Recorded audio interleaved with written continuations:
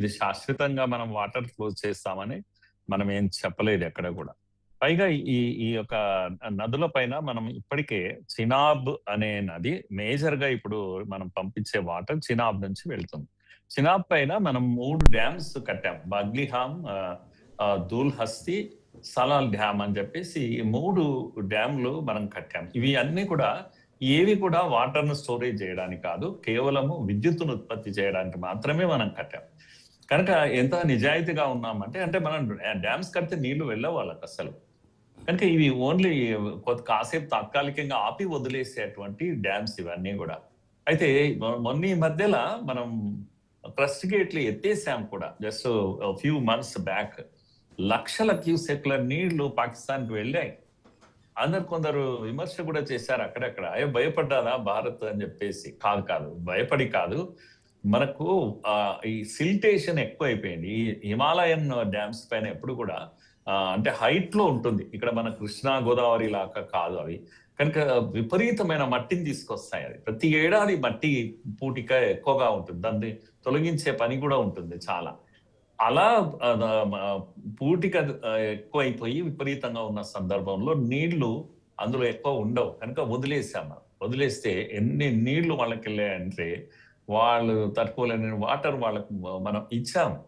కనుక మనం మొండిగా ఏమీ లేమి ఎక్కడ కూడా. మనకు అవసరం లేనప్పుడు ఆపేసి తర్వాత వాళ్ళని ఏదో ఇబ్బంది పెట్టాలి, ఆకలితో చావాలి మనుషులు అక్కడ అన్నంత అమానవీయంగా మనం ఏ రోజు కూడా మనం వ్యవహరించలేదు, ఇప్పుడు కూడా వ్యవహరించడం లేదు. పాకిస్తాన్ కు రిపీటెడ్ గా మనం ఒకటే మాట చెప్తున్నాం, మీరు ఆపేసేయండి, ఉగ్రవాదాన్ని ఆపేయండి, నదీ జలాల విషయంలో మనము సంధి రివ్యూ చేసుకుందామని కూడా చెప్పాం మనం. కనుక పునఃసమీక్ష చేసుకునే హక్కు మనకుంది, పాకిస్తాన్ కూడా ఉంది.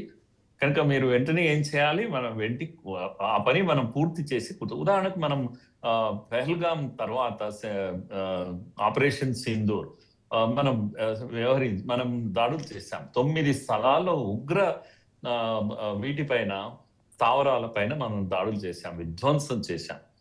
కనుక పాకిస్తాన్ ఏమంటుంది ఇప్పుడు షహబాజ్ నిన్న స్టేట్మెంట్ లో అంటే, మేము మొన్న యుద్ధంలో పెహల్గామ్ దీని తర్వాత మేము ఆ యుద్ధంలో మిమ్మల్ని ఓడించాం, అందుకే మీరు తట్టుకోలేక మీరు ఏం చేశారు అంటే నా సింధు జలాలను ఆపారు అని. ఇలా వ్యవహరిస్తుంది పాకిస్తాన్. కనుక మీరు అంత బలంగా ఉన్నారు కదా, మీరు బాంబులు వేస్తారా ఇప్పుడు ఈ డ్యామ్స్ పైన? వేయండి, మరి వేస్తే జరిగేది ఎవరికి నష్టం? కనుక యుద్ధం చేస్తారా మీరు? కనుక ఇదంతా కూడా నా పాయింట్ ఏంటంటమ్మా, వీళ్ళు ఇంతవరకు ఒక స్టేట్మెంట్ ఇచ్చారు, అంతర్జాతీయ న్యాయస్థానాలు వెళ్తాము అని. ఇంతవరకు వెళ్ళనే లేదు, ఏ కేసు వేయలేదు. మరి ఎందుకంటే చట్టం మన వైపే ఉంది, ప్రపంచ దేశాలను కూడగడతామని చెప్పేశారు. మరి ఎక్కడ కూడగట్టారు? ఏ 2 దేశాలన్నా దగ్గరికి వచ్చి అడిగాయా ఈ విషయాన్ని? ఇండియాని అడిగాయా? ఏ దేశం అడగలేదే. లష్కర్ తోయిబా యొక్క స్టేజ్ పైన మునీర్ అనేవాడు కూర్చొని మాట్లాడతాడు ఇప్పటికి కూడా. ఇంత జరిగాక, ఇంత సింధు జలాలు ఆపాక కూడా మీరు ఈవెన్ అప్పుడు ఆపరేషన్ సింధూర్ అప్పుడు మనము ఉగ్ర స్థావరాల పైన దాడి చేసినప్పుడు ఆ శవాల అంత్యక్రియల్లో స్వయంగా మునీర్ పాల్గొంటాడు.